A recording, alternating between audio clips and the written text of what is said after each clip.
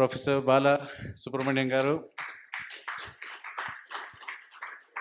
Thank you, sir, for joining us all the way from Coimbatore. And over to you, sir. Good afternoon, everyone. I must thank the entire team of Soil, starting from Anju and Satya and then Usha, Shrikant, and the entire team. I must thank them for the opportunity. I must also mention something about what our chief guest, Suchitra Ella, was saying in the morning. She used the word sons and daughters of soil. And I thought we could play a pun on that word soil and say sons and daughters of soil. This soil, right? They are the future. They are the future, and I think we should be doing whatever we can towards that. So with that preamble, I must also be grateful and thankful to Mr. Chowdhury and his entire team. They visited us in Coimbatore in November 2021. And since then, we have been in touch with them. And many initiatives have already started. And some of the initiatives are in the process. And so we expect that there will be a lot of collaboration and cooperation and support. And we will be engaging with each other. So thank you very much. And we are grateful for that. What I have said is forces of change. Now, if you look at your environment, which is, he has already covered it, but at the cost of repetition, let me mention, to me, these are some of the changes which are forcing a change. All right? If you look around you, you will find that the access and dissemination of knowledge, that has changed. All right? There is greater access, there is freer access, there is an access to everyone to knowledge. And the dissemination of knowledge also, thanks to the platforms and media like WhatsApp and the social media and things like that, the knowledge also is spreading very fast. And the job of imparting knowledge is moving away from the higher education institution. It is moving away. No longer, as Jack Sir was mentioning just now, it is no longer necessary, if you think about it deeply, it is no longer necessary for you to have physical infrastructure. It is no longer necessary for you to impart knowledge only in a confined, stuffy classroom. That is not necessary. So, because that job is getting away from the higher education institutions. There are digital platforms, there are social media, there is big data. Of course, the entire talk about artificial intelligence and machine learning and all that is all about data. And data, as somebody has famously said, is the new gold. So, data is there. You also have the MOOCs. The massive open online courses which are offered. Coursera is one of the popular ones, but there are so many of them across. So, all these, in my view, are the forces of change. These are the ones which are forcing the change. All right. And therefore, if these are the changes which are being forced upon us, what are the challenges for higher education? That is what I was looking at. One is, we should be changing and diverse. You know, the profile, learner profile is changing continuously. Their aspirations are changing, their expectations are changing. In fact, this morning we spent a lot of time talking about values and things like that. Their values are changing. And therefore, the changing profile and the diversity profile, even in terms of gender, for example, in our days, we used to talk about two gender. But you have today the third gender, and probably tomorrow you will have the fourth gender. So there is a diversity. There is a diversified profile of the student, the learner. There is a greater learner mobility. For example, if somebody were to talk about the national education policy, which talks about the academic bank of credits and things like that, you will find it is no longer necessary for a student or a learner to learn only from one institution. Now, you can have a basket of choices available to you. You can learn from anywhere you want. You can have the credits transferred and you can get your degree. And that also multiple exits and multiple entries. So if you have let us say, a 4-year undergraduate program instead of a 3-year which we have got today, if you have a 4-year program, maybe at the end of 2 years you can withdraw. Maybe at the end of 3 years you can withdraw. Maybe at the end of 4 years you can finally graduate. There are different stages available to you according to the education policy. Therefore, there is a greater mobility for the learner. And that mobility is not only geographic. There is a competition, of course, severe competition. I still remember in 1991, in terms of management schools in the country, we had less than 320 management schools in the country. When I graduated, for example, way back about, 54 years ago, 64 years ago. At that time, we had one university in Tamil Nadu called the Madras University. We had 6 engineering colleges. Today, the same number runs into hundreds. Okay? So, you will find that there is a severe competition today. Even if you take the National Institutional Ranking Framework, famously called the NIRF, you will find that the number of institutions participating in that has been going up every year. And lastly, there are new tertiary education services providers, like the one Randeep was mentioning about Baiju. He was talking about that. That is emerging as a fast, famous one. Next, please. And therefore, if these are the challenges, what would be the need for the higher education institutions? I was thinking about that. I came out with some of them. One need is there should be increased accountability. If someone is coming to you for learning, you are accountable for whatever he has learned. He is not accountable. He or she is not accountable. You are accountable, and you should be held responsible for the quality of whatever knowledge or skill that you are imparting, etc. There should be greater accountability. Of course, Randeep briefly touched upon this point of technology and the platforms and things like that, creating the infrastructure for it.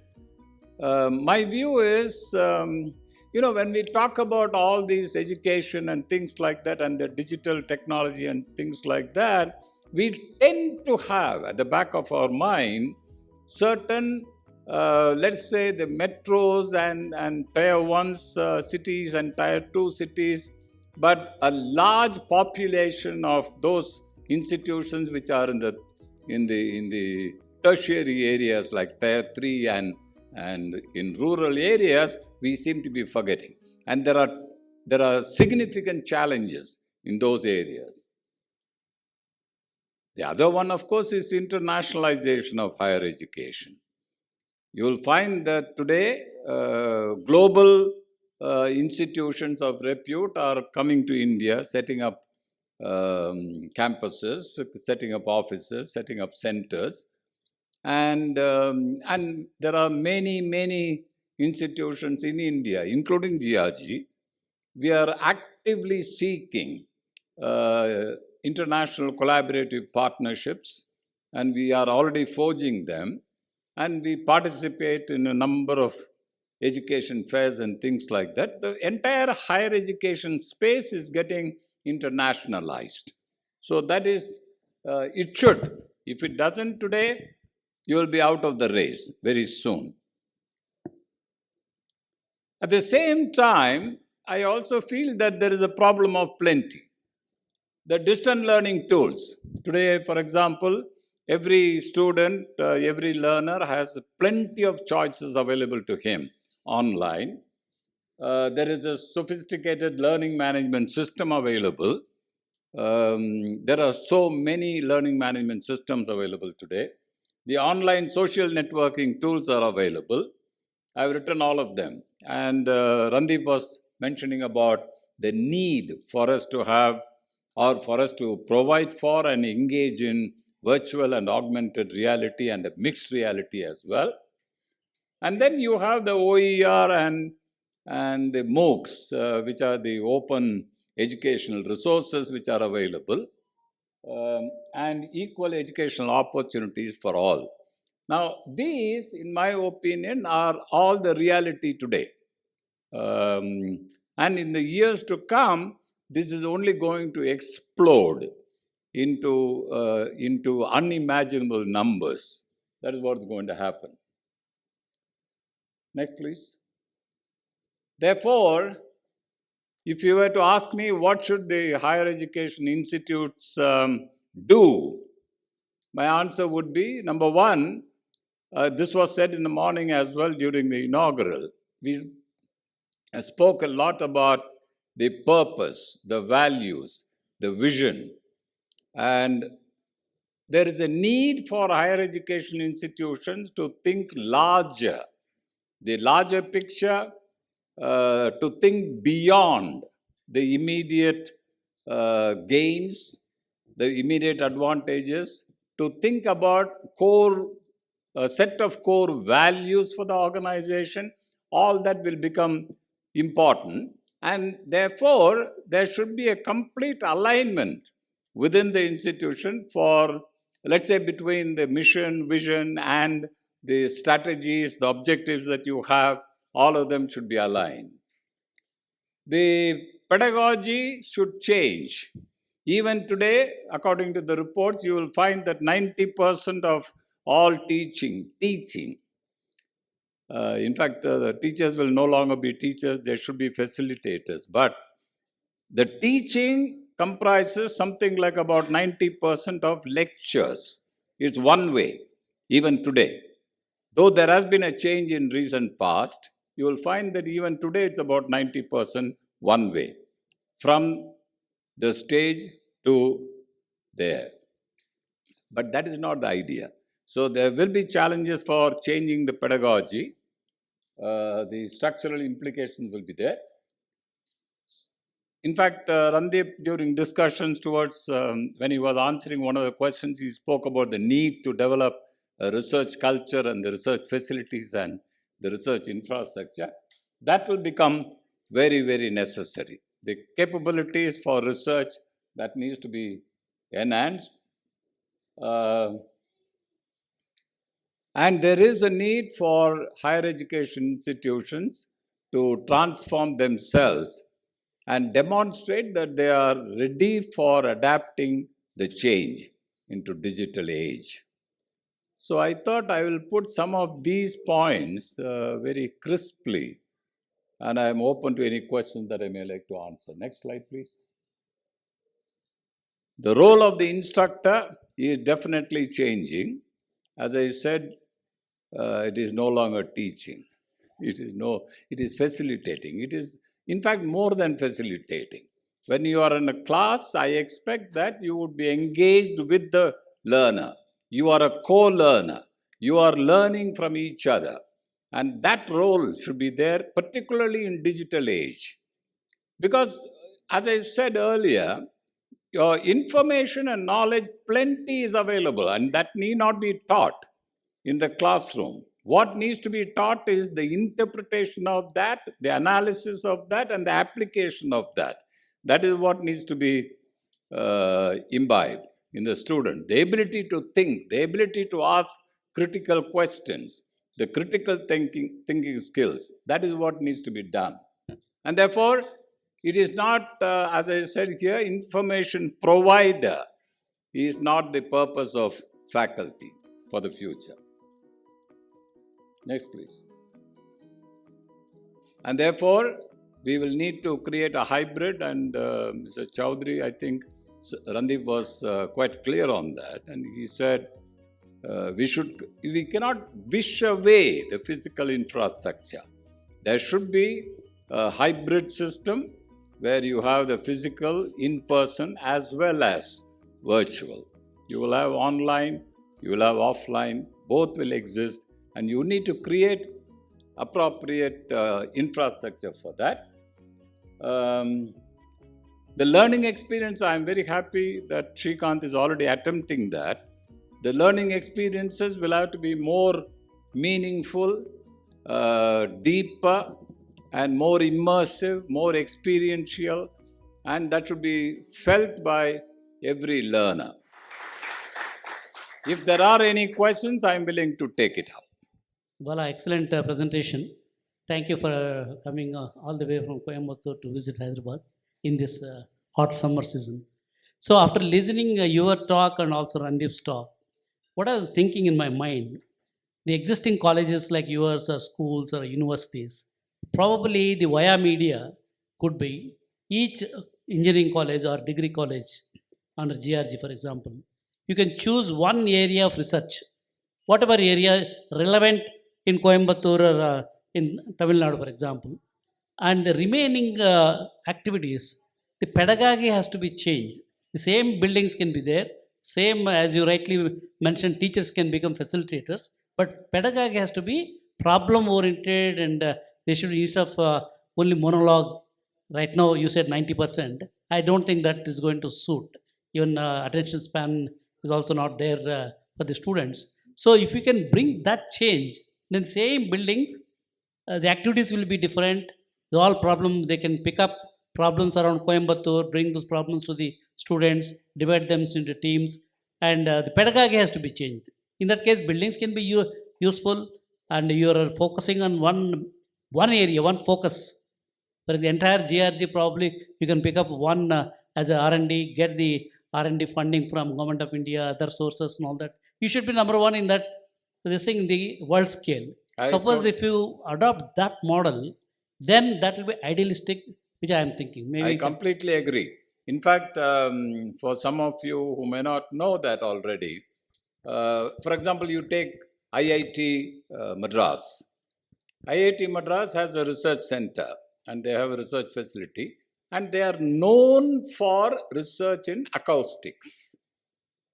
They are known for that. So any industry which is involved in acoustics and things like that, they will always seek the help of IIT Madras for solving those problems in terms of research. I agree totally. There are some institutions which focus on materials, some industries which focus on some other areas. But to answer your question, I think GRG's today's strength would be the botany, zoology. That is our strength in terms of research. I've worked for about 2 decades in the IT industry. I also was in a university for 10 years teaching. One of the things that I found an interesting thing, the IT industry, significant part of my life went into there. We tend to hype more and deliver less. My apologies to all my IT friends here. Though you claim that you must promise less and deliver more. So my problem is that we start thinking of my grandson's marriage, and that's how we think. But we sell it today, like we do in finance. Anyway, leaving that aside, when Charles Handy talked of business process reengineering and all of that happened, companies abused it and went on hacking companies left, right, center. They took away the middle management and suffered a lot later. Later, Charles Handy had to correct himself and write a book. And one of the statements he made which stuck with me. High tech with high touch. So my thinking, as much we hype about high tech, without high touch, end of the day we're human beings, we're emotional beings. And I think Srikanth somewhere talked of 3 E's. One of the E's is emotion, that's 30%. Actually, we're more than 30%. We're 90% emotional, 10% rational. So while all of this technology is fine, end of the day, we have to live with each other, work with each other. If the universities don't teach that, and that's why high-touch physical infrastructure is necessary. That's where teachers make a difference. And I think we cannot undermine the value of teachers in this hoopla of technology. I love technology. I made my bread. I built my house with technology.